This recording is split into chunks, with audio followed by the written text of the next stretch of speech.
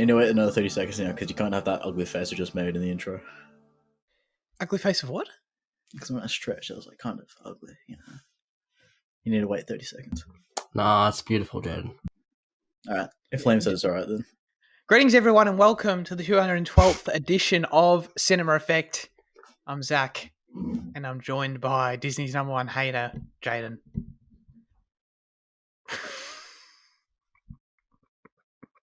Howdy. Howdy. You do realise You could have looked at the screen and stopped that. You could have looked at any time and stopped that from happening.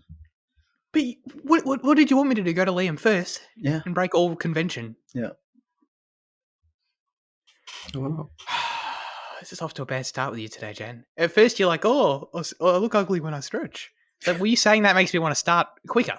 So anyway, and of course, we've got our resident Melburnian, a.k.a. Fitzy, a.k.a. Liam. Already doxing me, man. That's crazy. Melbourne's a big place with I think 2 billion people live there now. So 2 billion. I think so. It's around that. Yeah. Hello. Hi. Oh, it's actually just my room. Yeah, I just renovated it a bit. That's my bed. You know. Yeah. In my pressure there. Right. So you've changed your camera angle to that other wall that's traditionally what we would see as the right side, and painted your wall blue. It's the other side of the room. Yeah. And we never realised. So you've taken down the Sea Beast poster, and then we never realised there was a mirror next to it the whole time. Actually. Crazy. Actually, I should put that up this week, so that's why I never noticed it. Yeah. Oh, that's new too. Wow. Okay, that all checks out. All right, ladies and gentlemen, this is Cinema Effect, the podcast where we review and talk about a different movie every single Monday. And this week, that movie is the Twilight Saga, New Moon, which opened in the US November 20th, 2009. It was directed by Chris Weitz. It is a fantasy adventure film. Zero mention of romance in the genre this time around. The synopsis says, after Edward leaves because of an incident involving Bella, Jacob Black becomes her best friend. But what Bella doesn't realise is that Jacob also has a secret that will change their lives suddenly. God, that was a bad synopsis. Okay, let's get into it. Fitzy, Twilight Saga, New Moon. Wait, is this the one that you went to and walked out of? I think it was, if I recall. No, it was one of the latter ones, one of the later ones. Yeah, okay. I think it might have been like Eclipse or something. Okay. Yeah. I don't know. I think there are a few things that are that are sadly missed from the first one. I feel like that blue color palette, that deep blue color palette, and just like the filmic quality of the first one, and like just everything being set in Forks and having this just kind of holistic like aesthetic to it was very cool. It was very like cozy in the first one, and that's kind of it's fractured a lot by the fact that it's not blue anymore for some reason, and it's just you also have this whole thing in Italy. Which kind of fractures the movie a bit and fractures like the location thing. But I don't know.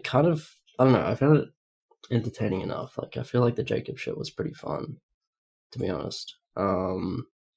And there was less. What did I say last time? Inexplicable. There was less inexplicable moments. There was less kind of funny cringe stuff, which was also kind of missed, but it, the movie was like smoother for it, I guess.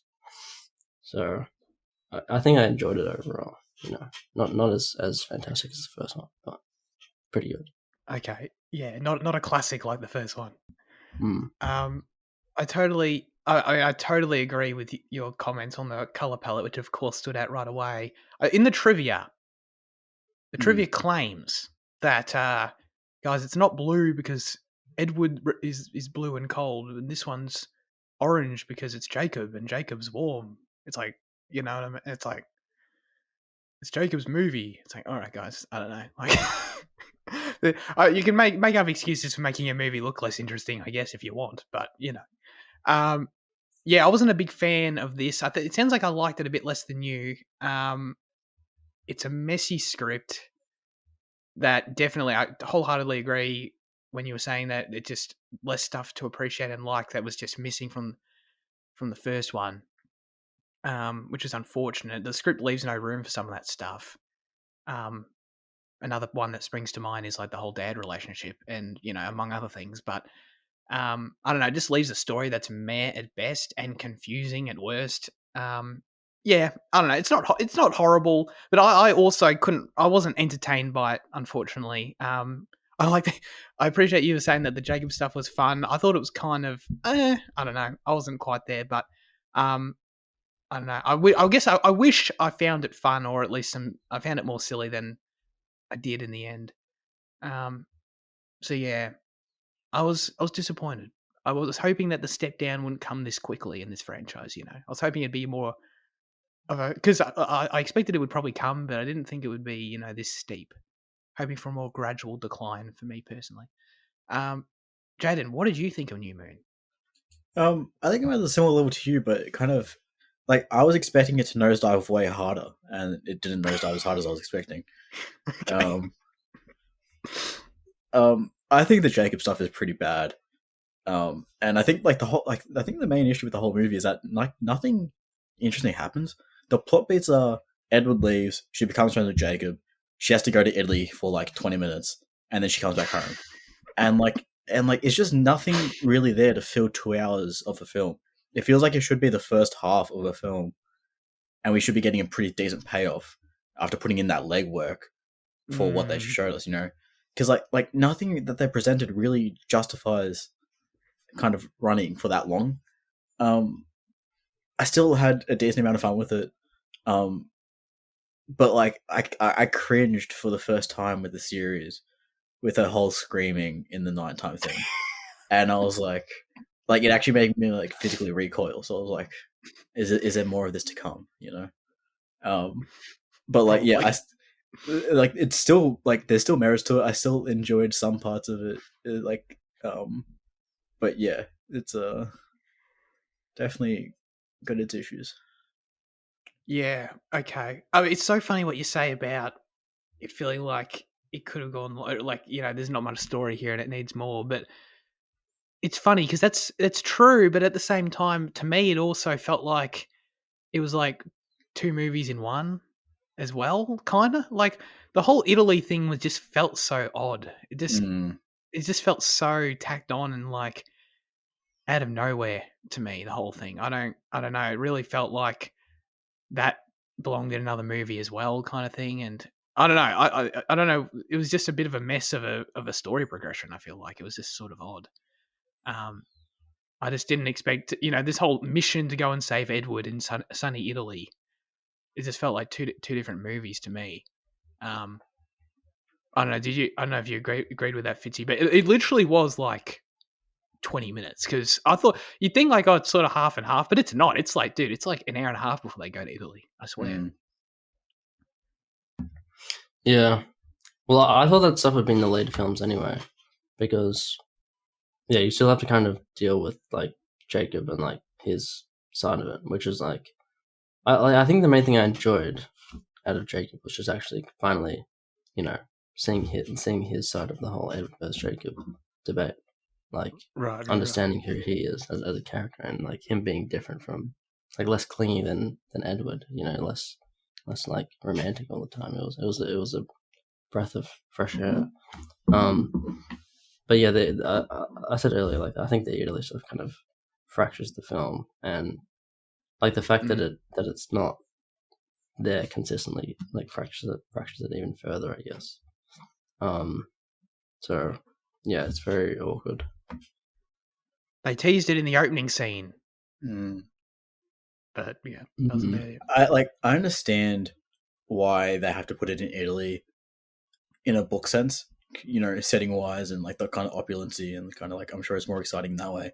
Before the movie, I know it'd be way less like satisfying for anyone that actually has read the books, but like it would be way more appropriate for this to have been like somewhere in the middle of America rather than fucking Italy, like right for the world that this is. Yeah, I agree. Yeah, for the that yeah. I feel like I'm living in this film. Yeah, But then at the same I time, agree. if they're like, oh, we need to go to San Antonio, it's like, oh, where's the romanticism in that? Yeah. So like, I get it at the same, but Mm. like at the same time, like it really should have been different. I think. Yeah, like where are the order? What are they called? The Volturi or some shit? I don't know. Volturi. Like where's like the American wing of them? Like where do they live? You know, like where would you go? I don't know. Somewhere cold, I guess. Oh, well, Italy wasn't cold, so like, I guess not. Mm. I mean, that was a whole interesting thing. I wasn't expecting to get into vampire lore and like the world building. If I don't know, that might be a bit generous, but like that side of it so quickly, it kind of reminded me of what sprung to mind right away was like John Wick in terms of like the high table and like how you still after 4 movies never see them, and like instead in this movie in like the second, like the first one to my recollection did not hint at any of this side of the world at all, that there's like order to, I mean it makes sense that there is, but that there's an order to the vampires and shit like that. And like lo and behold, like an hour and a half into this movie, they're like all the main characters are like in the main hall with them all. You know, it was kind of like, well, that escalated quickly. Like, I would have expected that to come like later in the series or something, and maybe you start planting seeds of like who these people are. And but Michael Sheen's already chatting to them. You know, there were just a lot of. Michael Sheen was one. There were just a lot of people that just turned up in this movie. I feel like Dakota Fanning being there was weird. Yeah. Wait, who was she? Was she Jane? Yeah. Oh no. Is that her name? Yeah. That was her name? Jane. Yeah, I mean, it makes sense for her to be her, but I did not recognize her at all. Just Jane. I was distracted by her turning up. I was like, what? Why is Dakota Fanning in this movie? And I don't know. I guess she's going to be more important later because she did nothing in this movie. I think there's a war to come between the vampires and werewolves, so okay, it makes sense if she's in that. It's a fair guess. Okay. Anyway, sorry, I sort of got us on a total tangent. Let's talk about the main characters, and the Jacob stuff. Fitzy enjoyed learning about Jacob, learning about his abs. I appreciate that. I don't know, Jan. How do you feel about that whole first half, more than first half with him, and spending time with the character, and anything you want to say about that stuff if you enjoyed it? I was annoyed by like how long it took Bella to find out that he's a werewolf. I mean, it's like so painfully obviously. Like, I mean, like obviously it's easy for us to say, you know, from the outside world, but like, you know, from his whole like comment in the first one about, oh, they say we're descended from wolves, and then everything that happens here. And I mean, she's already in tune with the fucking supernatural world, and it still takes her that long. And it still needs to be spelled out to her. He needs to literally transform Trevor for her to be like, oh. Yeah. Like, I thought her going over there was to confront him, but she still didn't fucking know, man. I was like, my god, this dude. So that pissed me off. But then, like, some of the relationship was heartwarming and like not heartwarming. That's wrong. Some of the relationship was charming, to an extent. But like, I think I don't know. Like, Jacob as a character at the moment to me just isn't working at all. He's just a bit of a weirdo. And like he's always like, I don't know. Like, it feels like a very 2000s kind of character. He's a hothead and he's hot and he's rugged and he's protective and he's alpha and beta and goddamn. Abs the character. Yeah, I love how there's like they're like just constantly walking around without shirts on. Dude, that was unbelievable. Like, I was just like the introduction of the werewolf faction, if you will, in this series. I was like, oh yeah, okay, interesting. So what are the main things we learned about the werewolves? I mean, we already knew they didn't like vampires, but the main things we learned are that they walk around shirtless all the time, and they transform into like regular wolves that are just 3 times as big, CG wolves. And that was it. That was like the main thing. It looks like their clothes rip when they transform, though, so it makes sense as to why they wouldn't want to wear shirts, because it's less stuff for them to replace.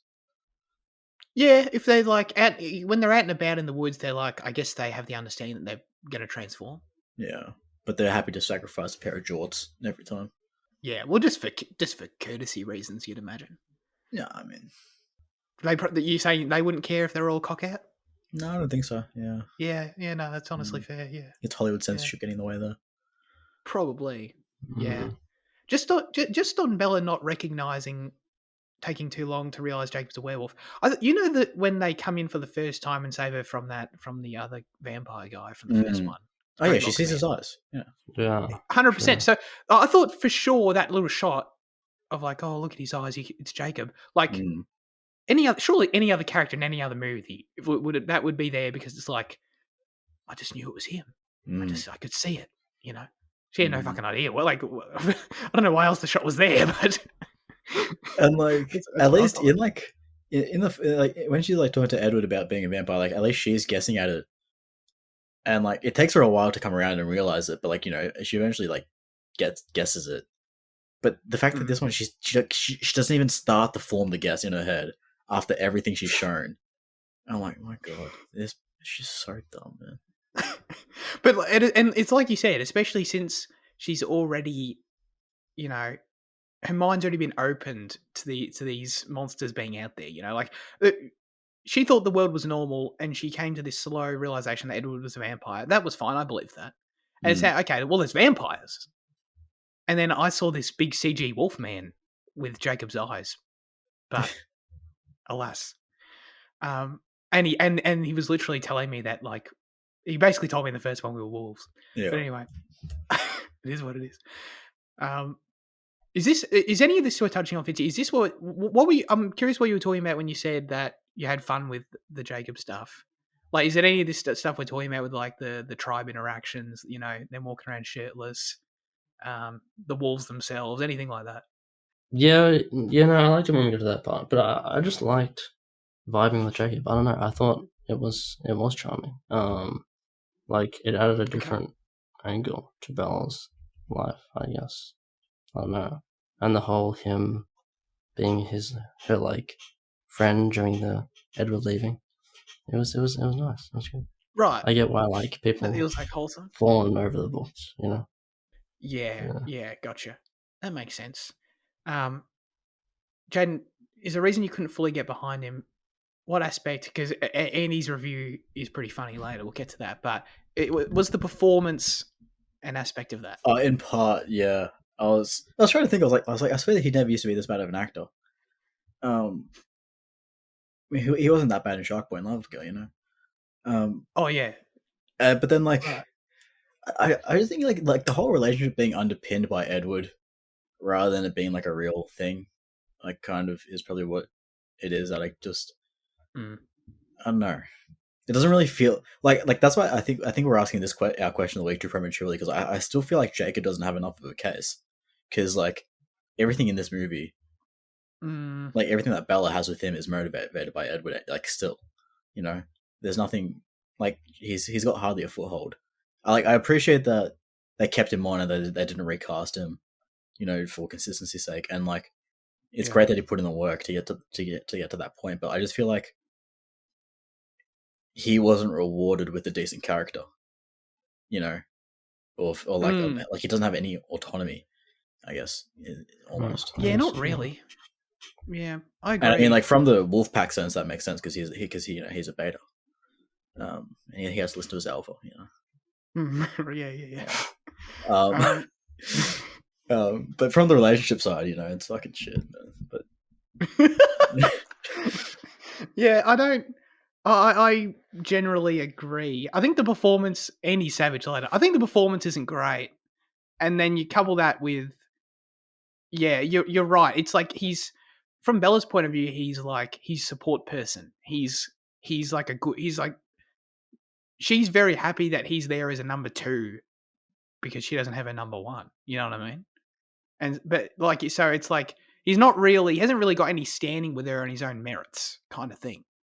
Not to say she doesn't like him or anything, but you know what I mean. Like you said, it's very much underpinned by what Edward's doing to her and what's going on there. I just felt they had no romantic chemistry, to be honest with you. Like it was at best. I think you can make a case it's a bit cringe. I think you could also, at like looking at it from a more positive point of view, you can make the case. I think that the chemistry was like like teen boy and girl, like we're friends, but like could we be partners? But not real, but not really. Kind of that was kind of it. I never really actually bought into the notion that they could hook up. You know what I mean? I don't know if I was meant to. Oh yeah, no, you're meant to, right? It's like the whole point. It's like the love triangle thing, I assume. Jaden's favorite storyline, but yeah, I don't know. I didn't buy into it as such in the romantic side, which was I don't know. It was. I don't want to say it was cringe. I don't want to be so harsh, but I think it was a combination of performance and character and chemistry. It never quite clicked for me. It was kind of weird, but I don't know. Like, how did we feel about? I guess bringing Edward more into it. We talk about Edward, but just the whole notion of the love triangle in this movie. It's like, I mean, I get it. That scene at the end made me get it. You know, I understand the appeal. If I was a girl and the option of these two, right, you know, supernatural people are willing to kill each other over me, like I'd be like, that's fucking, you know, that's pretty sick. Yeah, I get it. I could see in your face you get it. Yeah, it was. I don't know. It was awkward right away in this movie with like that goddamn shot right away at Bella's birthday. They pull up at the school and I'll let you talk with Jacob, and then Edward's like standing center frame in the background. I thought, dude, that shit's awkward ass. So they kept that going from the first one. But yeah, like the whole, I don't know. I guess I'm trying to get to Edward leaving and everything that happened with Edward in this movie. Basically, Robert Pattinson felt like he was barely in this movie. He was in Italy, but before that, he was barely in this movie because he pissed off right at the start. How did we? And then that, of course, led to the nightmares, which we've already commented on. But I don't know. How did we feel about Edward making this decision to leave? If it made any sense. Anyway, Edward in the movie, because I don't know, I feel like we can take it in like 5 different directions, one of which can be him being the Force ghost, if we want to touch on that as well. But I don't know, Edward, Rob Pattinson. So, with the Force ghost, just quickly, I don't actually want to dwell on it, but like, yeah, I like, do. That was just Bella's vision. Like, that was just Bella's scene. Like, he wasn't actually like projecting himself with his powers, was he? Like, no, that was just Bella's interpretation of like him. That's what I thought. Like, he was she was just. Okay.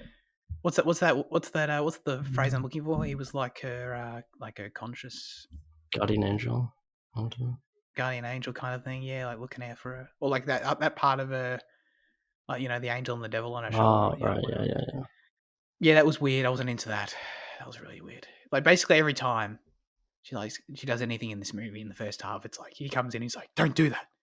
Don't be reckless." She's like, "I'm going to do it anyway," and she just does every time. And there are always weird moments, like she gets on the random dude's bike. That was just the whole part of that was the whole aspect of the story that I just like could not relate to in any capacity. Like, regardless of me personally, I don't even feel like the movie did a good job of like, oh, I want to see Bella get this release where she feels like, you know, I feel like this is a justified decision to get on this dude's bike. It was just weird. Like, I don't know. I can't even imagine teenage girls like understanding that, to be honest. I don't know. I thought to be honest, I thought Edward leaving was kind of weird, and it only got more confusing later when they tried to resolve it, and it was just a bizarre choice that felt pretty contrived to me, and led to these really odd decisions. Well, exactly. Dude, I watched this movie literally 12 hours ago, and I can't remember. The reason is that they said that Carlisle looks like he's too old for his job in the hospital, and that people are starting to notice, which is like a very contrived reason that you can kind of use any time to just send a character away. Exactly. You know, so send the Collins away. So, yeah. So, okay, so here's the scene where he does this to her, and the performances are very dramatic. Christian's very dramatic because she then like. Does she like fall asleep in the woods, or like does she have a breakdown? I don't know what happens. Yeah, she like collapses. Yeah. She like collapses in the woods, and that precedes, of course, her months-long screaming nightmares. But the whole thing that was a cool montage, though. Thing like that they did with like the fucking revolving Oh, camera. the 360, the Yeah, 360 to season like shot. from October to December. Yeah, that was mad. That was a cool shot. To nitpick it, I don't appreciate how they'd put in the months, like come up on the title of the screen, because they think I'm stupid. They think, well, to be fair, like maybe they thought the target audience of this movie like wouldn't understand that the seasons were passing. Yeah, who's the target Right. audience? Bunch of 13-year-old girls. The camera comes around, and it's snow now, guys. That means it's December. You know, it's like, all right, you know. Anyway, that was a cool shot. I don't want to take away from the technicality of it, but tell me if I'm crazy with this shit, okay? I was so confused by the whole Edward Bella thing. When they reunite later, she says, "You don't have to feel guilty anymore." He says, "I never felt guilty. I just couldn't live in a world where you don't exist. I lied to you." I assume meaning that at the start of the movie, that he felt she was in danger for hanging around them, right? Because of what we saw with the paper cut scene. Like her being around them, he felt her being around the Cullens was like, it's not good news. Like she's going to die, and he's trying to keep that distance from her, you know, to protect her basically. Which was but that was my understanding from the start. In that, doesn't he explain this at the start of the movie? I guess I'm just asking. I feel like now that you guys aren't responding to me at all, so I feel like I'm actually a madman shouting into the void at this point. But yeah, but like, I at the end, like Edward says all this stuff, like I lied to you. I couldn't do this. You know, I couldn't live in a world without you. And it's just like, I thought you fucking already explained this at the start. And she acts like it's some kind of revelation. Like, did she? I guess what I'm saying is the whole movie. Did she actually think that he just like we're not good for it? Like he just didn't want to be with her. Yeah, well, I think that was like one of the most unbelievable parts because like the day before that, Edward was still like professing his love to her and saying he'll, you know, Right. love her when she's old and shit. And then, you know, he puts on this performance in the woods and she just kind of buys into it, which was, you know, which was pretty cringe. But I think she did. Yeah. You're supposed to think that she did actually believe it. Because the words he used, what does he? I think he uses the words, you know, oh, you don't belong with us. You don't belong with me. In the first scene at the start of the film. Mm. And when he says that, I immediately interpreted it that he meant if you hang out with us, you're in danger because we just had the paper cut scene where everyone wanted to eat her, right? That was my immediate interpretation of it. And then later in the film, they act like my interpretation of it from the start was like some sort of reveal. But apparently she didn't get it. I kind of get yours, but I also get like because I thought that the reason like I thought the reason that he said that you don't belong with us was like the whole like soul damning thing, and like he didn't want like because like there's no way for one that she's still like a child technically, and that she needs to stay with Charlie, so that's why he's like that's why he does like I thought he didn't want to bring her along because like she's too young to kind of bring along, kind of thing. So like I get this like I can get the side that no fuck it's not even worth vocalizing. No, you're right. Yeah. No, but that's valid too. But it's like yeah, but it all comes to the same conclusion as to like she shouldn't have taken it the way that she did. Basically, like I thought like he had his reasons, and even if I thought he had his other reasons, she still took it the wrong way. Is like kind of where that point would have ended up. Yeah, but either way, like I think she didn't seem to have any understanding of any of these reasons that we understand. Which is just odd. Like, so it was just odd to me that, like, so her depression throughout the film, it made me completely recontextualize it. Because was she depressed because she thought Edward didn't like her anymore? Yeah, well, like in that scene where Edward breaks up with her, he says, "I'm not good for you," and then she repeats back to him, "I'm not good enough for you." So she's kind of, even though Edward's putting on this kind of farce and acting like he doesn't care for her anymore, she still interprets it much more like badly than it actually is. Yeah. But you're still supposed to think that Edward's like, I don't know, like you know that Edward's not being serious, but you're supposed to think that he's right putting like saying this for real, I guess. Well, maybe not supposed to think that, but you're supposed to think that Bella believes that. Yeah. It was bizarre. It was bizarre. Because at the end, I assumed she always understood that, and she was just upset because, like, regardless of her understanding of it, she still just wanted to be with him, which is fair.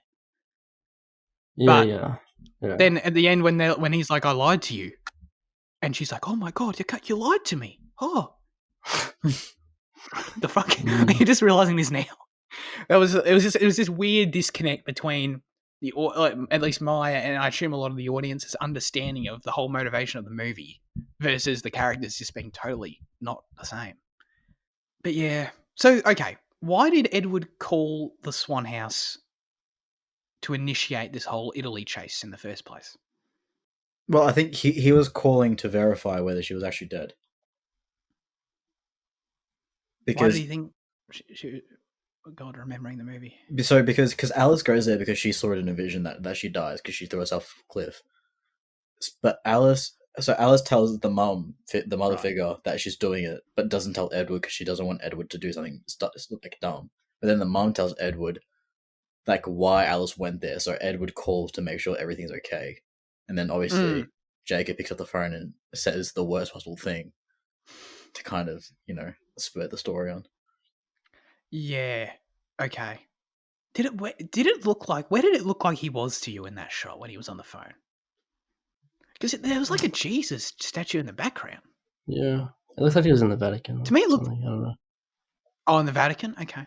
Or just Rome. I don't know. When I saw it, I was like, when I saw it right away, I thought it looked like he was in Rio to me. I was like, oh really? Yeah, from Rio to Italy. Yeah. I was like, what? But no, the Vatican actually makes way more sense. Yeah. Okay. No, that's cool. So, while we're on things I was confused about, well, this could probably be the whole episode. Sorry, go for it, Fitzy. Sorry. Like that whole thing with Edward not understanding she's, dead. It's the, like it's a Romeo and Juliet parallel, which they hammer down at like the start, where like in Romeo and Juliet, Juliet dies and then she's not dead, and then or is it the other way around? I don't know, but it's the same. It's the same story, basically. Okay, so this is Romeo and Juliet, Twilight. Yeah, what is it? Juliet dies, so then Romeo kills himself, and then Juliet kills himself off Romeo. Yeah, so Juliet dies but isn't dead, and then Romeo sees that, and then Romeo kills himself, and then Juliet's like, "Oh, Romeo killed himself. How he comes?" Yeah. So when Edward was in there. Yeah, it probably is. Yeah, but Edward was in his Romeo process when he was in right Italy. Right, and they had to go and save him. Oh yeah, where is this thing? Oh jeez, that's interesting.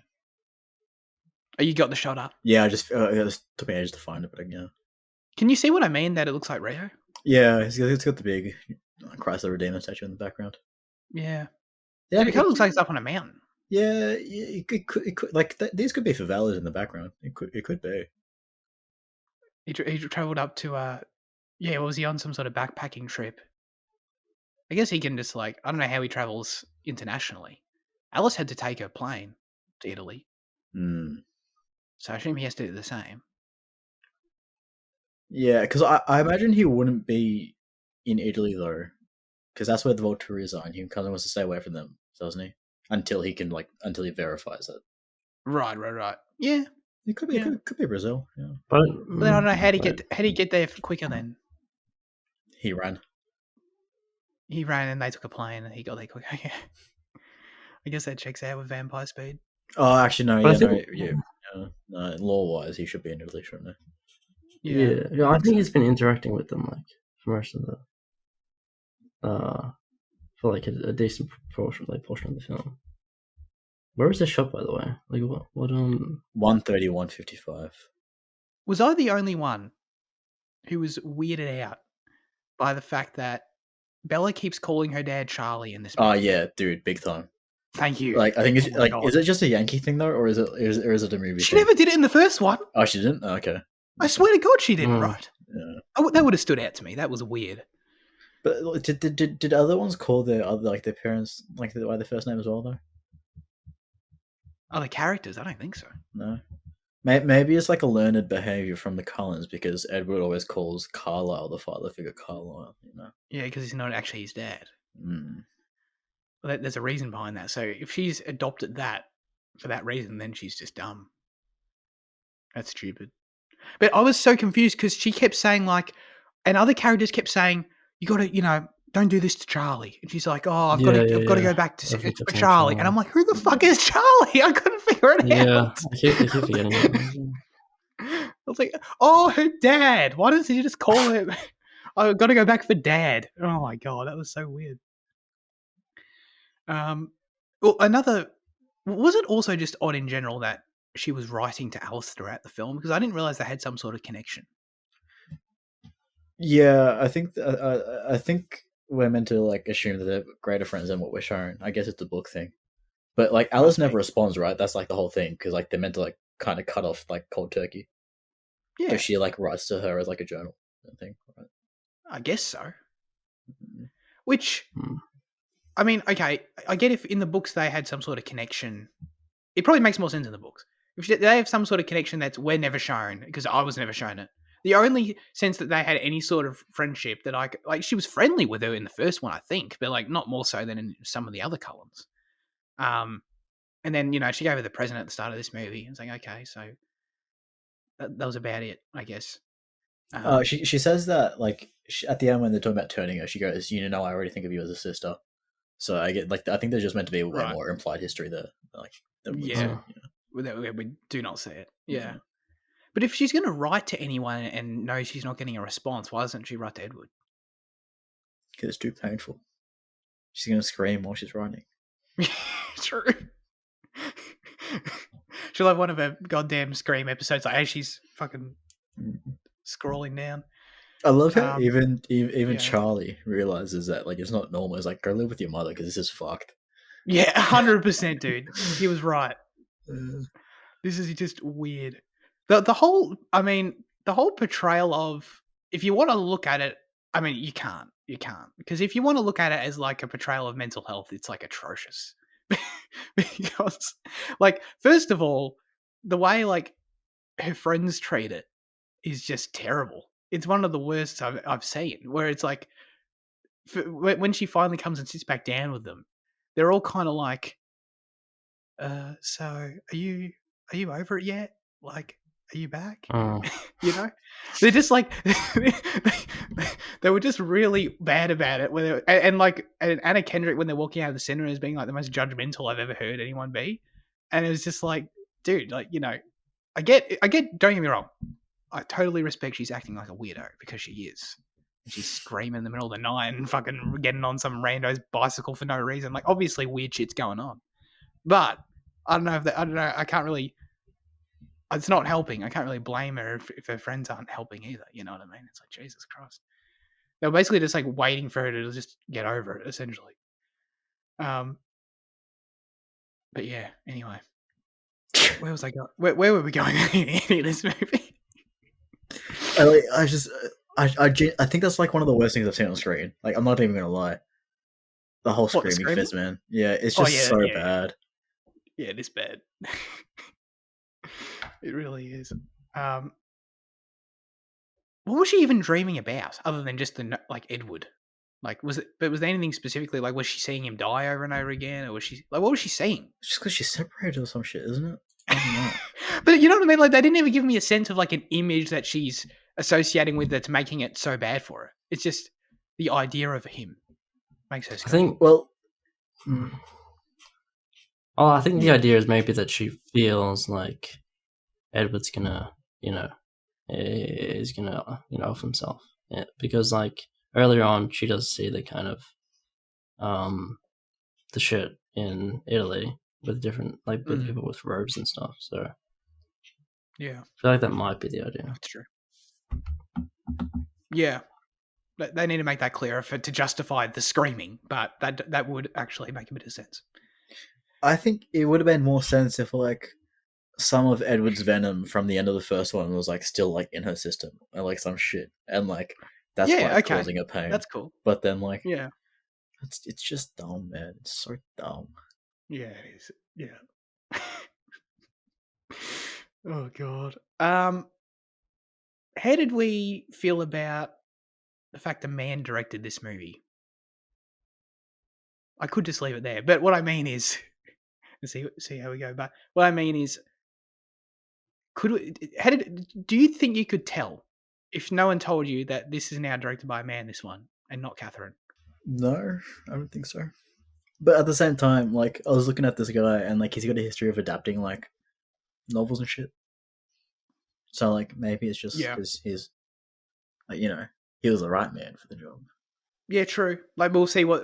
I don't know if he sticks around. No, he doesn't. I don't think. No, Yeah, that's right. I did see that actually. Yeah, so we'll see what the other men bring to it. But yeah, no, not really. The thing is, I saw that he only accepted this thing as like a favor to a friend or something. Not as a favor, but like they went because like Catherine couldn't commit to it, so they went through like a series of directors, and none of them would say yes because of the time frame. So then, like the producer almost had to call a favor in. So like, how much you can really like put it on him because it was just happening so quick anyway. Is that what you mean? Yeah. It sure was. Well, Catherine, so the trivia I had was that Catherine, like, she basically felt she had no time to like make this movie because it was coming out literally the next year, and they just finished the first one, and she was like, "Can we not do it so quickly?" And we're like, "No." So there you go. It is the same screenwriter though, all the way through. I forget her. What's her name? I can't remember her name. Melissa. Melissa, thank you. Rosenberg or something like that, I think. Yeah. I thought the script was significantly worse than the first one, but like maybe the book is just worse to adapt. I don't know. Like we already sort of touched on it, but it's these convoluted aspects and these weird elements that don't gel and connect. And then plus, like I sort of said at the start, like you're just missing some good stuff from the first one. Like the whole dynamic with the father goes nowhere in this one. The whole Bella's thing with her parents. Yeah, I don't know. It's just missing some key things that made the first one work. So that was a shame. I thought for sure it would have been written by someone different, but she ends up writing them all. So we can track that as we go.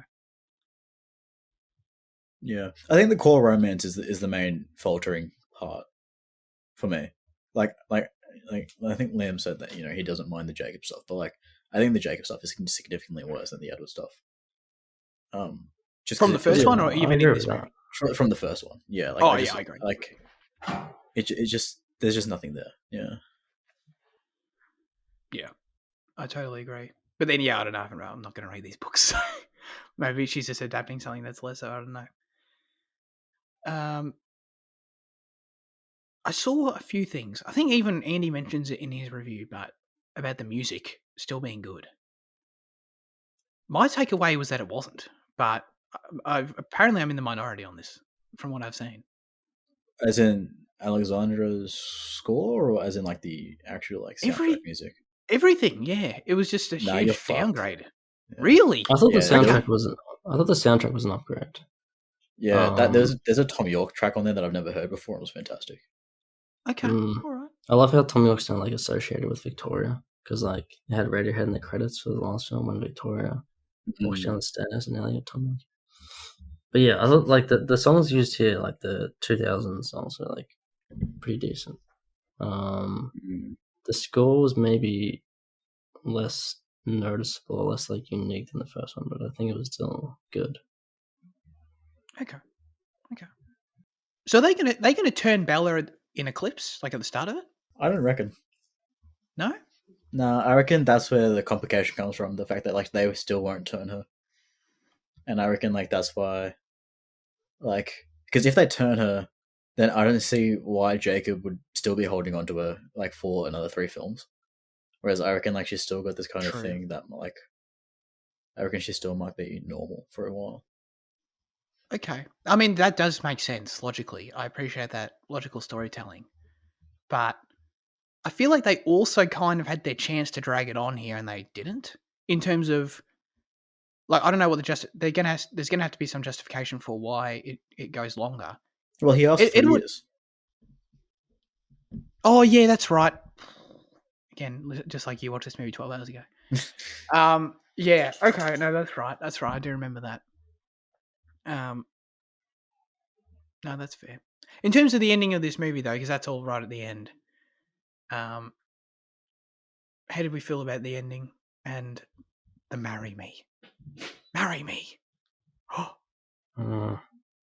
I thought it I was mean, really it's a bad. significantly less like important detail than being with someone, like staying alive for forever, becoming an immortal. So it kind of felt a bit strange that it was like a big proposal, a big reveal to like get married. But I don't know, maybe they believe in the sanctity of marriage like more intensely than they care about immortality. I don't know. It's probably a bit of a test from Edward on Bella's behalf of like commit to this like kind of massive thing before you can commit to immortality kind of thing, as like a because if she turns down a marriage proposal now because she's too young or whatever, and she decides that she's not ready yet, then it like shows that she's too young to ask for immortality. Her priorities are fucked. Mm. Yeah. Yeah. No, that I like that idea. I thought the ending was so cringe though. Like I maybe it'll be cool when we get into the next one, but like just the moment itself though, his delivery of "marry me," and then she does a little gasp, and then it cuts to credits. It was just like, dude, I think the only people they were trying to appease with that is the teenage girls walking out of the theater, because like anyone else would just be like, wow, that was the ending of your movie. Like we were dealing like you said, comparing it to immortality. It's like, wow, that's the real dramatic beat right there. They're gonna get married. I can't believe in the Twilight Saga they might get married.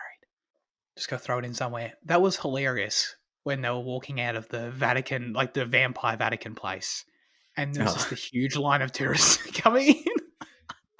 Yeah, I was expecting like 3 or 4 of them, and then like they just kept. Yeah. They just kept coming, man. It was like one of those infinite corridors. It was hilarious. I love that. Anyway, I guess we can get to Andy's review, I suppose. Andy said, much worse than the first one. Frankly, disgusting how this was given a longer runtime. I wished I appreciated Bella and Edward's relationship a lot more in the first one now, because Bella and Jacob have no connection whatsoever. Girls would go crazy for Taylor Lautner because he's only there to show his abs. Never thought seeing a hot guy would ever feel this cringe.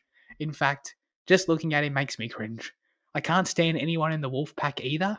They're the same kind of annoying eye candy that Jacob has. Are they? I don't know. I think they were annoying, but like they were like kind of like annoying for like plot purposes, until they became, Yeah, because they're meant to be like dragging Jacob away from Bella, right? Yeah.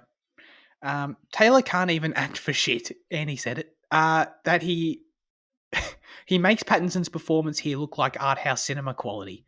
Soundtracks are pretty good for some reason. Okay. Kristen Stewart screaming as she misses Edward could almost pass off as the most offensive way to portray mental health. 3 out of 10. And I think Andy gave the first one 3. I thought he gave the first one 3, so the fact that it's significantly worse. Yeah, I think what he's saying is that he would go back and give the first one a higher score. Now that he has this to compare it to. Yeah. Which, I mean, I understand for sure. How about that their eye colour reflects what they eat? That's a cool one, I thought. Wait, did they say that in the movie? No, it was in the trivia, but like the Cullens have like topaz eyes because they eat animals, but then the Volturi's have red eyes because they drink blood. Oh. But I think Carlisle has red eyes, doesn't he? So like, or at least like very orange. Carlisle, yeah, because Carlisle was a Volturi. Yeah, because of his palms. True. Yeah, so his eyes, I guess, they change maybe at some point. Maybe they're in the process of still changing. I don't know. Takes a long time, maybe. Yeah, I thought that was a cool thing. Yeah, cool. No, I totally missed that. Let's get to our final verdicts for Twilight Saga New Moon. Am I going to have to write that in the title? I think I am. The Twilight Saga New Moon. Yeah. Because there are some things where you can just get away with the subtitle. I don't think this is one of them. If I just called it New Moon, I think like it's not entirely clear what I'm talking about. Yeah, I think I'd be okay with calling it New Moon, but I think I don't know. Yeah, I feel like if you just see, like, if you don't have the thumbnail, you just see Cinema Effect New Moon, like, oh, is there a movie called New Moon? I don't think it Yeah, necessarily true. clicks immediately Yeah. Mhm. as, like, synonymous. Anyway, I don't even, I'm not quite sure what I'm going to give it. So, Liam, please go first.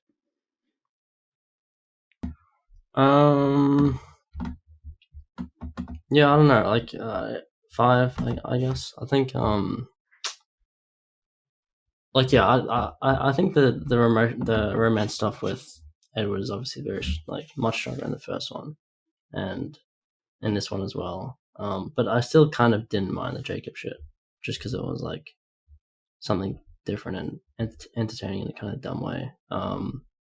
And overall, like the Italy law is like bare bones, but it's kind of cool. Like the aesthetic is kind of cool, and I feel like that could lead to good stuff. So yeah, I mean, a lot missing, but still kind of a fun time, and I continue to enjoy this series. So I'll give it a 5.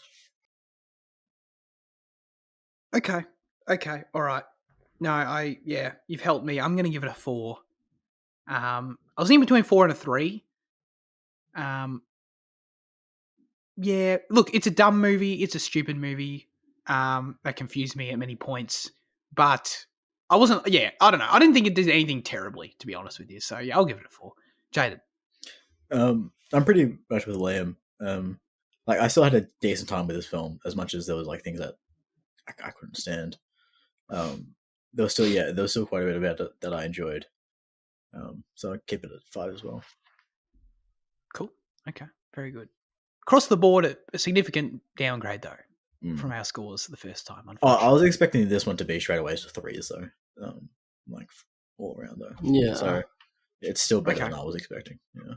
So had you heard that New Moon is like really bad or something? Oh, it's just the way. It's just what I thought the series would trend. Yeah, I just thought it was. Yeah, I just thought that's how it was trend. But then I was looking at the scores. This is the lowest one on IMDb. It is. Yeah. Yeah. I don't know about Letterboxd though, but yeah. Yeah. I mean, that gives me some hope at least that like, I mean, it's also hard to tell because like it's like the same as the first one where everyone just gives it low scores. I don't know how much that's going to really indicate our feelings, but yeah, we'll see for sure. I'm curious. Have you ever thought about starting your own podcast? Let me tell you, if we can do it, anyone can. And that's thanks to Zencaster. Like a lot of other podcasts out there, our show is recorded over the web every week. But trying to record a podcast with platforms like Zoom and Discord can be an audio quality disaster. I'm sure you've heard some of the podcasts I'm talking about with long delays, sound cutting in and out. It is not pleasant. Zencaster captures studio quality sound for all of your guests right from your web browser. Zencaster's multi-layered backups ensure you always have your recordings in the highest quality, even if the connection is unstable. And with Zencaster's all-in-one platform, you can create and distribute your podcast to Spotify, Apple, and other major destinations all in one place. Go to Zencaster.com/pricing and use our code CinemaEffect to get 30% off your first month of any paid plan. That's Zencaster.com/pricing with promo code CinemaEffect with an E for 30% off today. Feel a sense of Zen with Zencaster.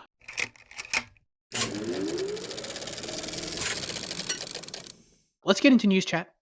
We got a couple trailers to talk about. I haven't seen any of them. I think you guys have seen one each. So I can go to Jaden first for Transformers 1. Yeah, I kind of watched this. It was almost a hate watch because I thought there was someone in there that I didn't like, but then it turns out that she's not there, so I was like, okay, it's fine. Gal Gadot? No, someone else. Okay, sorry. Because I wanted to watch it so I can justify my like dislike for that person, but then like she wasn't there. I was like, okay. But the trailer was alright. Like humor was fine. I don't love Chris Hemsworth as Prime. Still, animation looks quite nice though, and like the fact that we're getting like an actual Robot Wars Transformers is cool. I guess. I've never wanted to.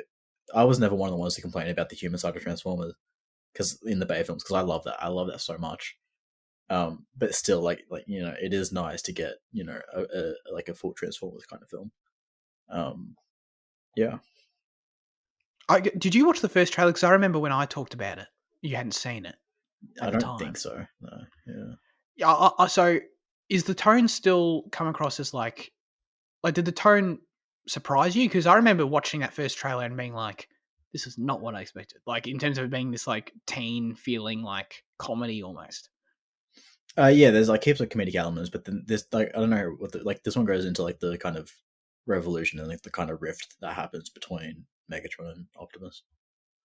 Okay, okay. It sounds like it might take It that more does show seriously that than the there is first like trailer. a darker side to it, but like yeah, the first half of the trailer Okay. is comedy. Yeah. Okay, yeah. I think that the first trailer I think was lacking at that side of it, and I was just kind of like, well, this is not where I thought I wanted Transformers to go, kind of thing. Okay. No, that's neat. That's neat. I like the art as well. I like how it's based on. I just love the look of Megatron and in that art style. It's cool. I like it because there's Overwatch skins based on them on these designs now. And I'm like, wow. Oh yeah. I get to play as Optimus Prime. That cross media collaboration gets you invested. It's working on you. Okay, Fitzy, you watched the trailer for A Complete Unknown, starring our favourite rat-faced man, Timothy Chalamet. Luke's favorite. Yeah, yeah, it was decent actually.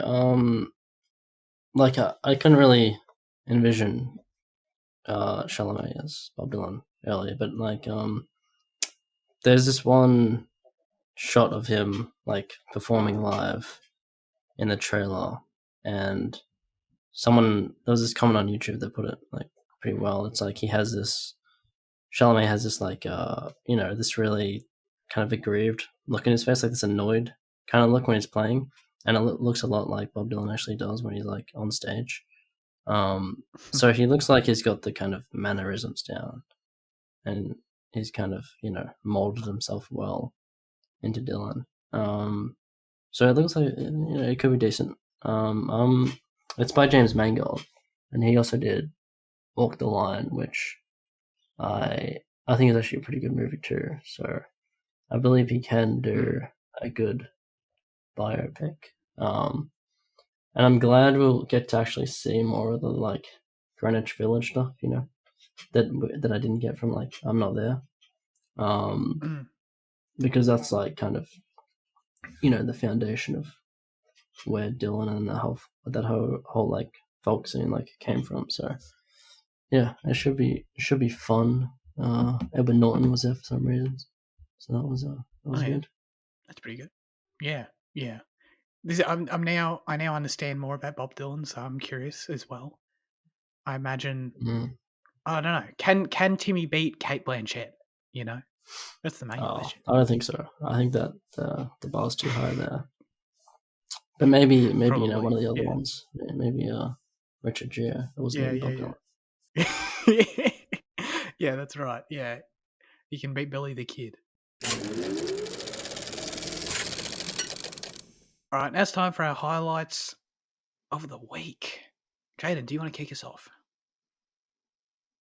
Are we just meant to treat this as like an Acolyte chat or like? No, that's my highlight. Oh, that's your highlight. Oh, okay. Yeah. I watched Doctor Sleep, which is the sequel to The Shining. This is Mike Flanagan's film. He did a couple years ago. I don't really know because like I know nothing about like the sequel to it. Like about the novel that King wrote. So like I didn't know what I was expecting, other than just like a Danny Torrance that was grown up. But it was like a significantly different story to like how I was expecting it to path. But I still quite liked it. I think like Flanagan was like the perfect person to direct it because like he's a great modern horror director without the ego of one to like try and do something, in the vein of Kubrick, or to try and create his own kind of Shining. He was just there to kind of adapt King's novel in like a good way. So like I think he was probably like the best choice you could have gone with for this. The cast is great, performances are great. It was a genuinely good movie. Like it's like in terms of like quality, like you're not going to beat The Shining with Kubrick at the helm. But like it is still like a very solid King adaptation, and like I don't know, it was probably surprising how little horror there was. It plays more like almost like a detective kind of film, like a crime thriller type thing. but yeah, no, it's like I really I really enjoyed it. Yeah. Cool. I'd say I know nothing about any of these. I've never seen or read any of it, but I'd heard that because The Shining, the film, Kubrick's film, was so different to the book Mm. in certain ways that Flanagan had this interesting thing of like, okay, well, he's adapting the Doctor Sleep sequel book, but does he lean more into it being a sequel to the film or the book? Mm. You know, and what it is. And I think what you could probably tell better than me, but like what I'd read was that he deliberately sort of tried to lean more into the film because that's what the audience is going to recognize more, like on screen, as opposed to going into the different direction of the book. Like there is definitely like aesthetically, there's so many things that are like The Shining, and like he does keep that very strong when like The Shining stuff is relevant, but like he's adapted King stuff way more than Kubrick ever would have even dreamt about. Right. Like kind of inherently due to the story, like you're kind of forced to a bit, but at the same time, like, yeah, this is definitely more recognizable as like something that was written by him. Yeah, gotcha. Okay. He strikes that balance. That's interesting. Yeah. Mm. That's just an interesting spot to be in. Okay, cool. Fitzy, do you have any highlights for us? Yeah, I watched It's a Wonderful Life with James Stewart. The Christmas movie, just like Christmas in July. Christmas. Is this from the 40s or the 50s? 45, 47, isn't it? Something like that. Okay. Yeah, like 46 or something. Yeah. Yeah, it was really fantastic. It was I don't know. I was kind of like it being a Christmas movie and having that kind of reputation. I was expecting a level of like sentiment that would be like really high, I guess. But it was really kind of it was the perfect level of sentiment, I guess. It had that level of immersion only in the kind of the climax, and the rest of the film was kind of this really just depressing portrait of this guy's life who just like gets really unlucky at every turn, and he like he wants to leave the town, he wants to like study, and then he has to like stay for his father's like business to keep it going under, and then he needs to like stay for this other reason to like help these people, and it's like he's like this pretty generous person, but he gets like really like visibly upset and even like kind of loses it like at a certain point in the film. So he's this very like imperfect person, I guess, which makes the film a lot better and just makes it like it like realer before it gets to that final little bit. So yeah, it was like, I don't know, it was just like on a much realer level than I was expecting it to be, and it was less like kind of clouded by Christmassy like feelings and that kind of thing. Yeah. Like there's only one Christmas song in it, and it's like, it has this reputation just because of the quality of the movie, not because of it's, well, it is set in Christmas and all that, but it's not like a Muppets thing or something like that. So it was pretty it was pretty awesome. Yeah. Yeah, I know exactly what you mean. That sounds appealing to me for sure. Well, is that shit in color or what? No. Never mind. Okay. Just missed it, mate. Well, we can get into it. Speaking of something that's in color, it's the Acolyte. Finally finished it. So none of us have been together since we finished it. So that's cool. That's exciting. So I want to get you guys' thoughts, probably more than mine, to be honest. But I thought it was a really solid show. Enjoyed it in the end. Something I think what you had mentioned to me last week, Jaden, without spoiling anything, when you were sort of like, it did some really cool stuff, but I wasn't left wholly satisfied. I think I feel that way. I wasn't wholly satisfied in terms of just certain characters, certain directions. None of it was disappointing. I was just kind of like, okay, like some of it was more satisfying than others for me. But I still thought it was a really cool show that I don't know, dude, like you can't get past all the fight scenes in the finale were fantastic as well. Yeah. Incredible.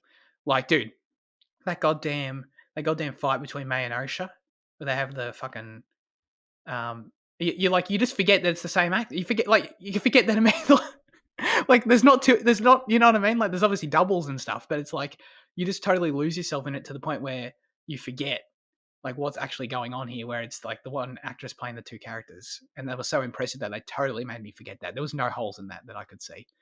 Yeah, and there was only one little aspect of it that was great.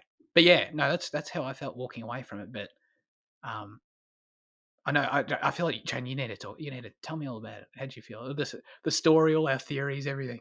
Well, I think the biggest part is like seeing our theories like either come to life or not was like the best part of watching the last episodes. I think I was really disappointed that episode 7 was a wholly flashback episode because like it felt like it stilted kind of progress in a way.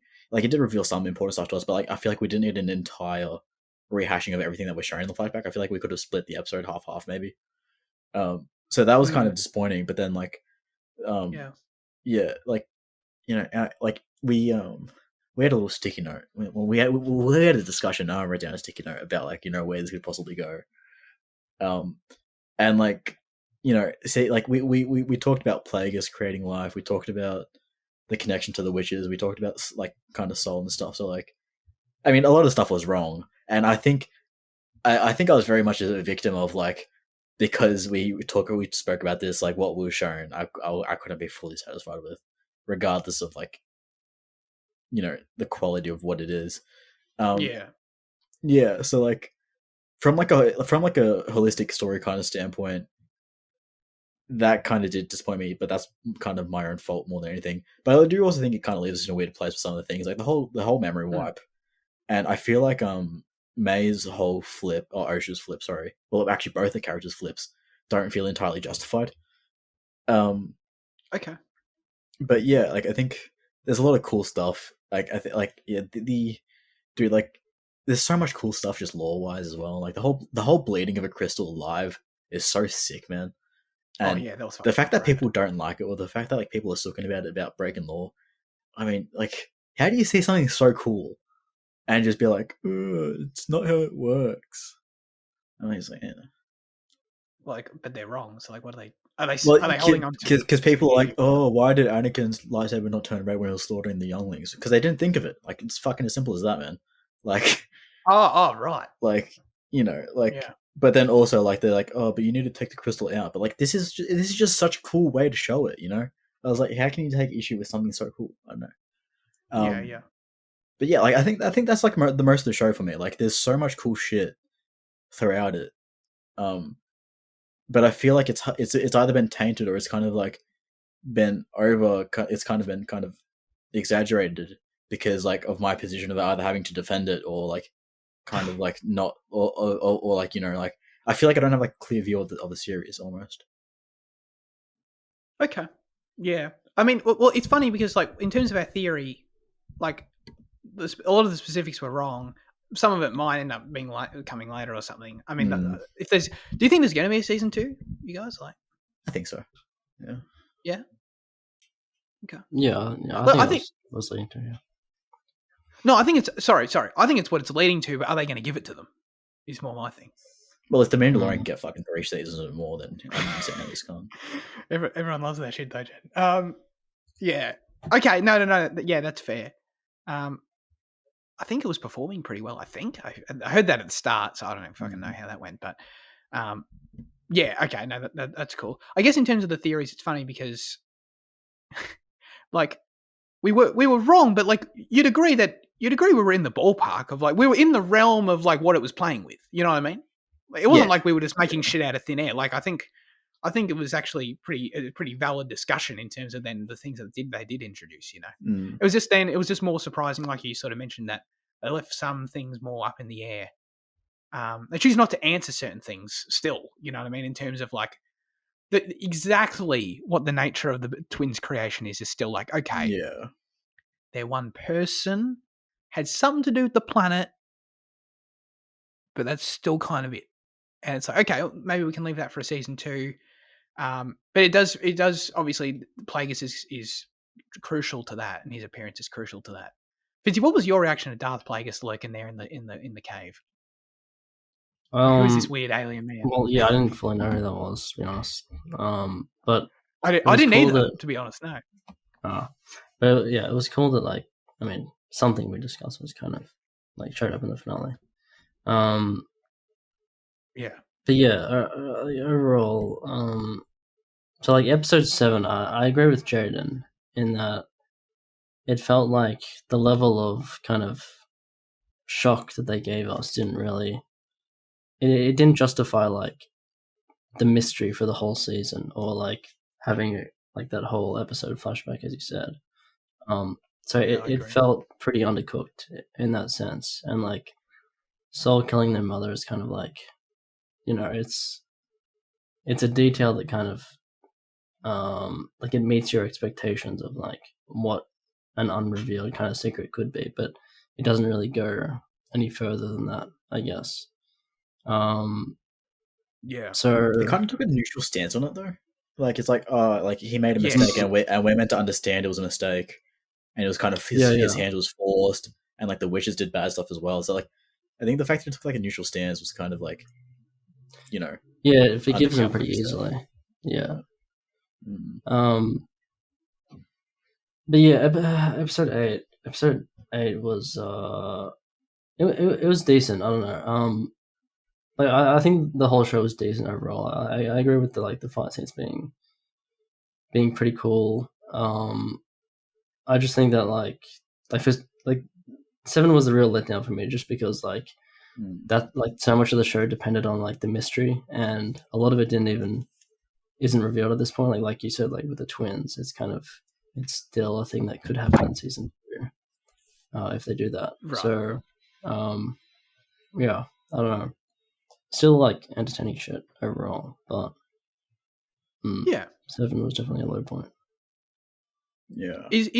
Yeah, so yeah. I totally agree with that. And it's funny because I think that was, when you're talking about the neutral stance, that was one of my main takeaways too, where it's just this weird, all the characters are in this grey area of morality where it sounds cool, and I appreciate what it says about Star Wars institutionally, like what it says about the Jedi being in this, you know, it's not all good and bad, you know, and they're doing shady shit. And I appreciate, and they're, you know, even right at the end, Vanestra's still covering shit up. Like, that's cool. I like all that.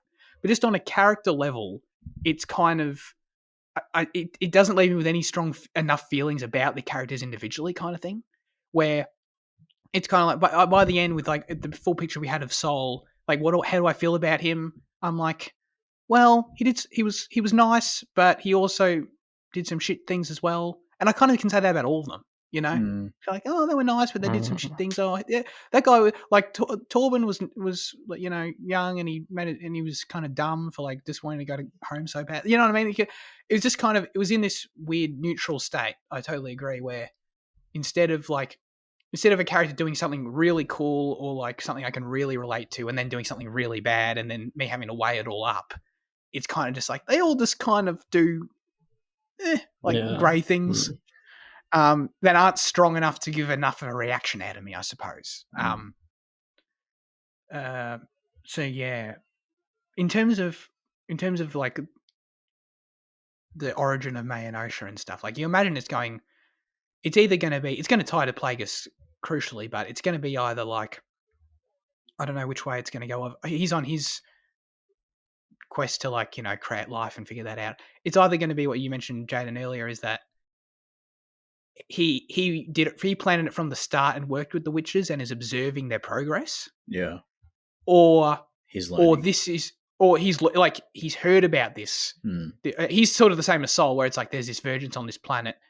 What's going on there? And he's investigating it to develop his knowledge to then be able to replicate it himself in some way. Yeah. It's like, it's going to be one of either.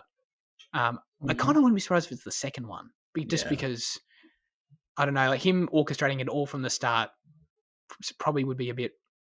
I don't think it was hinted enough for them to for that to be satisfying in a future season, kind of thing. Yeah, I mean, I didn't know who he was either, just because like I was like, is that Darth? Because we'd never seen him. I'm like, is that Darth Plagueis? Like, it looks like it could be him. And the shot was just weird, but like with him in the cave, it's like was he just like in his bedroom the whole time in the last episode? You know what I mean? That was kind of odd. Yeah. Um, I feel like we're skipping over like the other because obviously we've been talking about it on a more regular basis, but like yeah, because like we spoke about it back in week 1, and now we're speaking about it now. But like there's like with the middle part of the season, I think the show definitely peaked with episode 5. I think it is when like Episode Seven Jedi 5, gets for sure. slaughtered.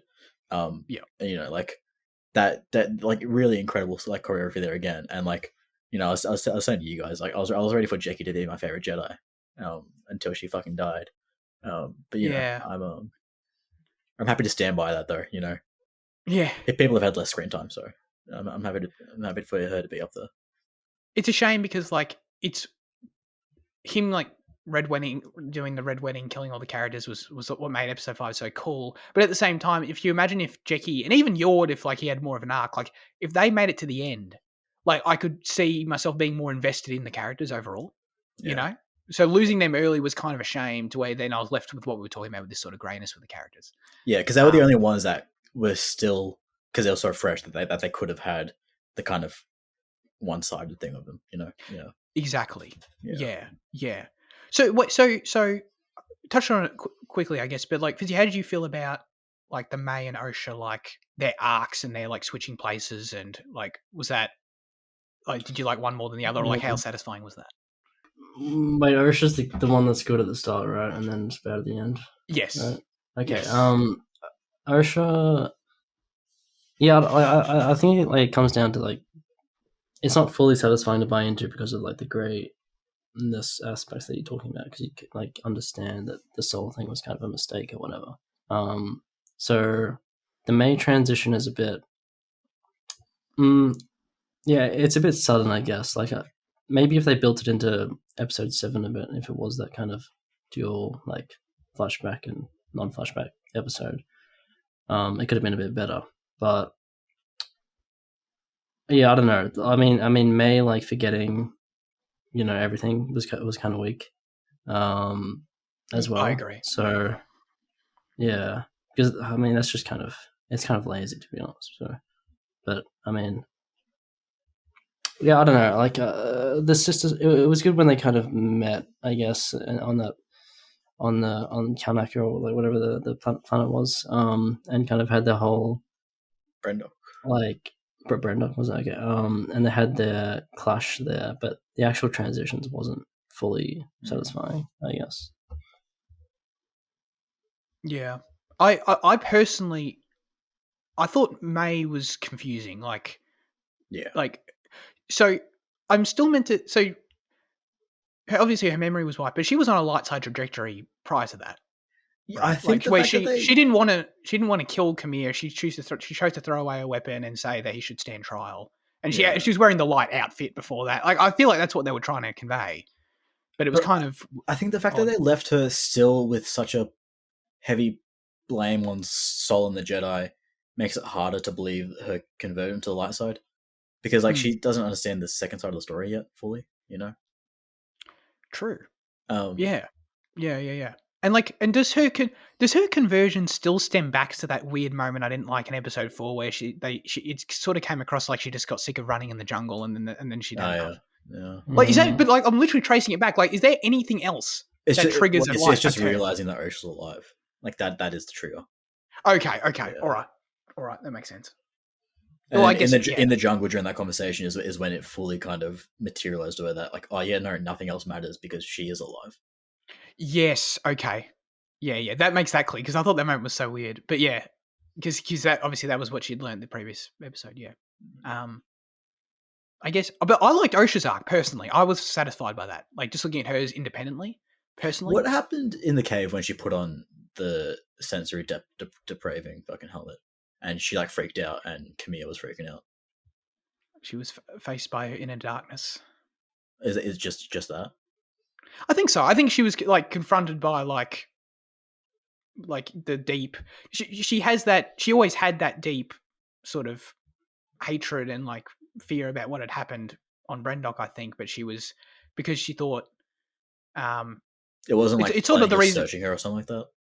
And like, sorry, wasn't like Plagueis like searching her or like getting in her head and shit. Oh, you think like when she was in the helmet? You think that's what it was? Yeah, I know. Well, Oh, it just seemed I didn't weird read it that way. because like the way that, Right. the way that Camille like also like acted and like he had to like pull her out, like it just seemed weird. Yeah, yeah. I think it was. I think. Well, first of all, I think it's a small meant to foreshadow her turn, but then also, Right. like the whole reason I bought into her turn was that it was the idea that bloody Soul. I don't know why I started doubting the name.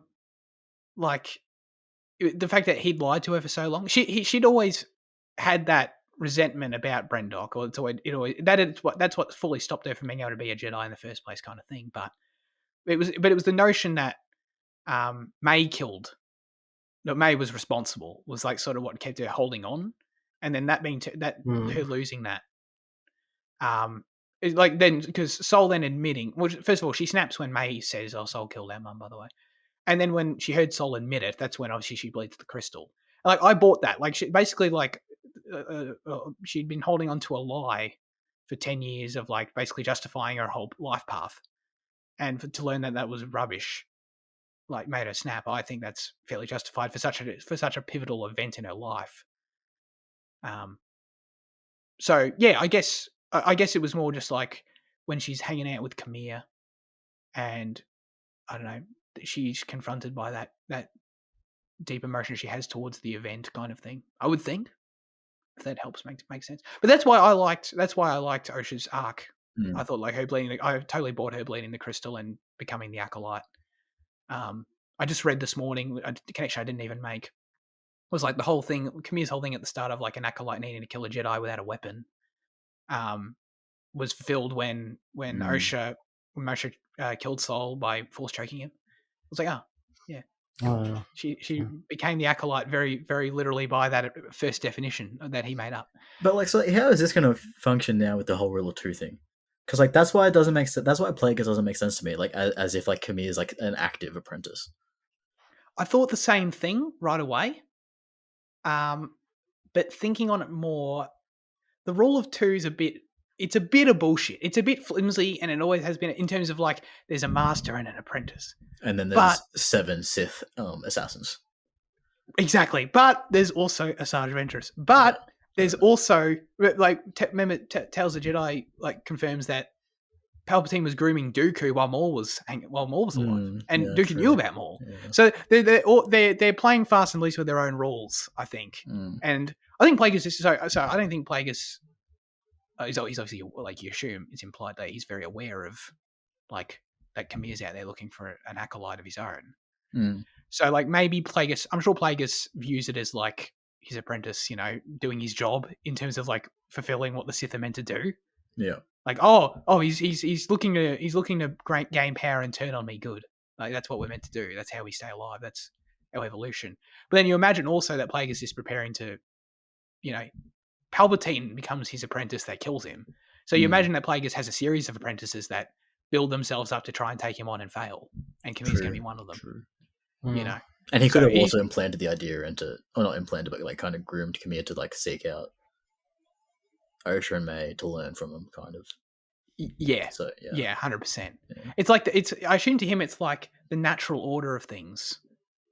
Of like this is how it's meant to go, and then whatever if he when the time comes for him to challenge me, if he's successful or not, like it doesn't like it is what it is. He's obviously going to fight for his own power, Plagueis is, but it's natural evolution, whichever one wins, kind of thing. Like if I win, I get another apprentice and we try again, or which is what we know what happens, which is the interesting part of the ending as well. Is like we know that you have that shot of like Osha and Camille holding hands. It's like, well, they're both fucked. Because Plagueis is going to kill them both. You know what I mean? Like almost certainly. If he doesn't kill both of them, he's going to definitely kill Camille. So yeah, May will have to kill Osha. Maybe. Yeah. Well, that was I guess the only other side of the ending we haven't talked about is, like the Yoda cameo and like Venestra and like what she's doing. They're spinning her own bullshit. Which again very much falls into that greyness category of like, I mean, she literally lied to the Senate and said, "Oh, Sol was one rogue Jedi who killed these other Jedi. It's like, well, she knew that's not true. Because and she's now on the slide, trying to team up with memory wiped May to go and who we learnt Kamir's her old apprentice, and she's going to go and try and find him. So she knows there's more going on, and she's lying about it. So there's the classic Jedi cover up theory coming in. But it's like, yeah, I don't know. It just leaves us in an interesting place for a season 2 where, like, I don't know how interested in it I'd really be, to be honest. Like, I'm sure they could tell a cool story and maybe add some new characters, but at the moment, I just feel like I think Kamir and Ocha are going to build themselves up to fail, and like May and Vanessa are going to do the same. Like, you know what I mean? Yeah, I think it's because I think the major flaw of this season was placing so much emphasis on the twins.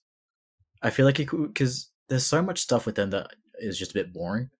I think had it been a bit more of a stronger focus on Kamir's side, it would have been a bit better. So like if he does take a more central focus in the next season, I could see it, improving.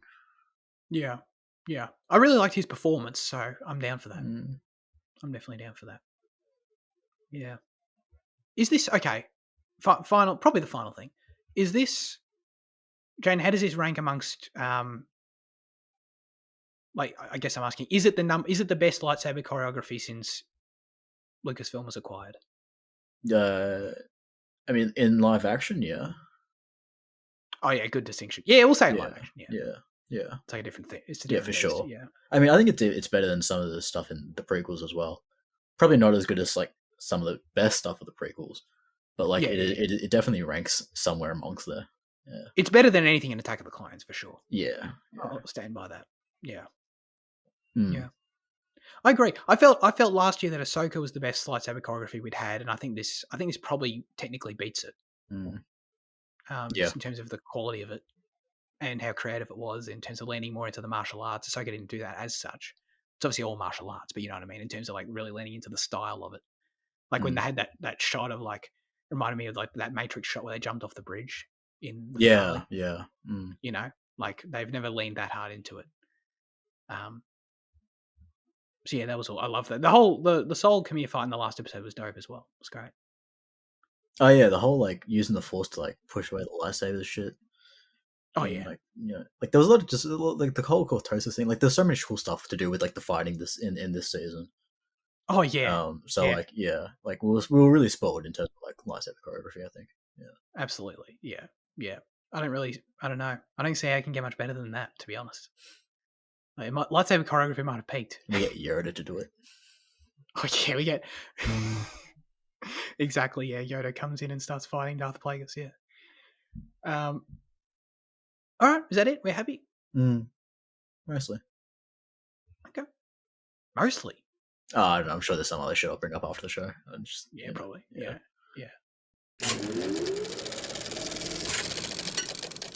All right, now comes the segment where we hand the show over to you with our question of the show. Last week we asked you, are you Team Edward or Team Jacob? I feel like we just did a whole Acolyte review now. I'm like, got to venture my brain back to Twilight. So, oh, fuck. Okay, Dr. Luke said Eduardo. No justification needed. Andy said Edward as well. I actually could tolerate his melting pizza face this whole time. Jacob is just annoying to look at. He tries to act hot. It's very cringe. His long hair was bad enough. I 100% agree. But seeing him here with more screen time makes me want to give the first film a 10 out of 10. I'll give Jacob the benefit of the doubt with the movie date, which had the wimpy friend of Bella's. Oh, the movie. Yeah, right. The movie date, which had the wimpy friend of Bella's. Yeah, that was terrible. Where he makes fun of Jacob's age. I wanted Jacob to make that wimp feel like a total douche. Yeah, he was a total douche. When I was watching that scene, I was like, I don't know his name, but I was like, the real question we should be asking this week is, are we Team Jacob or Team this guy? Team wanted to vomit watching an action movie guy. What a loser. Okay. Fitzy. Oh well, I seem like I'm the most tolerant of Jacob here, but I think I'm still Edward overall. Oh, okay. Edward just has the whole package. You get the Cullen family with Edward. You get the cringe. I can't live without you shit with Edward. And like just practically speaking, like you know, if Bella becomes a vampire, I mean, which she will eventually, just the powers are just obviously more OP and much cooler. So, I mean, it's like you said earlier, like Jacob just becomes a big wolf and gets mad, and that's about it.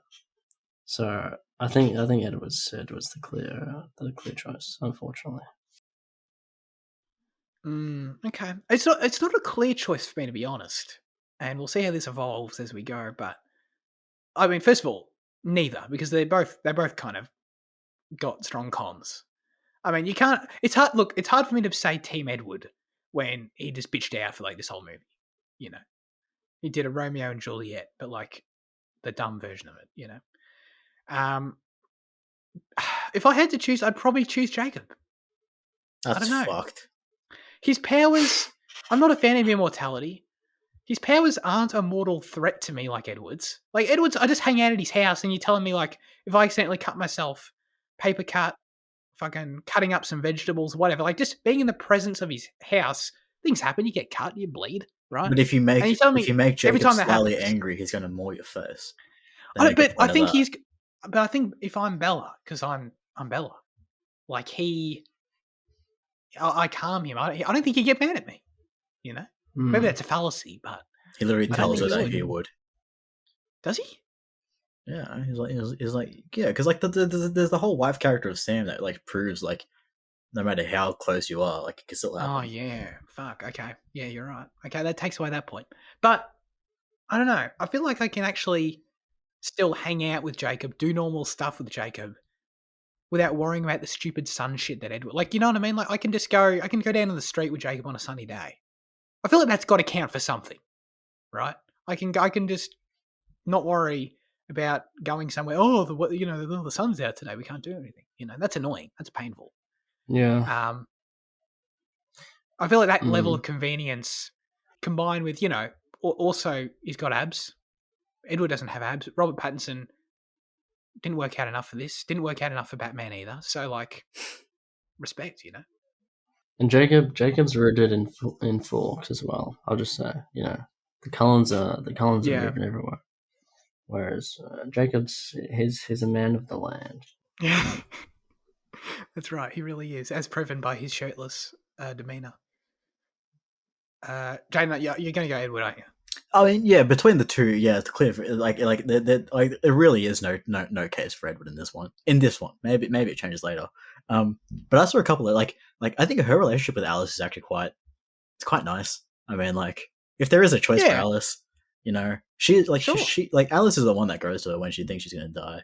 Alice is the one that she emails all the time. Alice is there calling her, like really close and intimate and all that stuff. I was like, I think Alice in this movie, Alice is the best choice. Best chemistry. Yeah, but Edward, for the sake of the question, Edward's the answer. Yeah. Okay. Yeah. I like how you deviated though. I'm Team Alice. You won me over on Team Alice. To be honest with you. Easy done. Yeah. Yeah. Because sure, you lose the convenience, like, because she's a vampire too, but she's also not a bitch. She's like nice. Like unlike Edward. So. Yeah. There you go. Yeah. All right. As always, we'd love you to submit your responses, thoughts, and or reviews for next week's film in the YouTube or Instagram comment section, or join the Discord server. This week, the specific question we'll be asking you is, what is your favourite child acting performance in a film? Let us know. Just to get ahead of it, like if people are going to say Liam Fitz. Oh shit! I just doxed you. Oh shit! My bad. Are people going to say Liam Fitzy? Liam Fitz. Liam Fitz. Yeah. What's the age cutoff for a child though? How old were you when you're in your starring days? Like 10, 11. Oh, yeah, you qualify. Yeah. I feel like. What do you reckon's the cutoff? 15? Yeah, I was gonna say 14. Yeah, 15. Okay. Yeah. I feel like 13. 14. Yeah, I think 13's fine. I'm happy with that. Well, yeah, the kids in Stranger Things pretty like that's how I treat it. Like in season 1, they're kids. In season 2, right? When they're in like they're teenagers. In season 2, Okay. So you wouldn't count them in season 2? I mean, maybe not. Maybe season 2 is too early. Maybe season 3, is when they become teenagers. But that's kind of like the metric I'm using. Of Yeah. what's Gotcha. a child, what's a teenager. That's a valid. I mean, they grow up, so that makes sense. Yeah. Mm. Okay. That's it for this week's episode of Cinema Effect. Thanks everyone for tuning in. Fitzy, what are we doing next week? We're doing Panic Room, the 8th venture on the show, which is on Amazon Prime.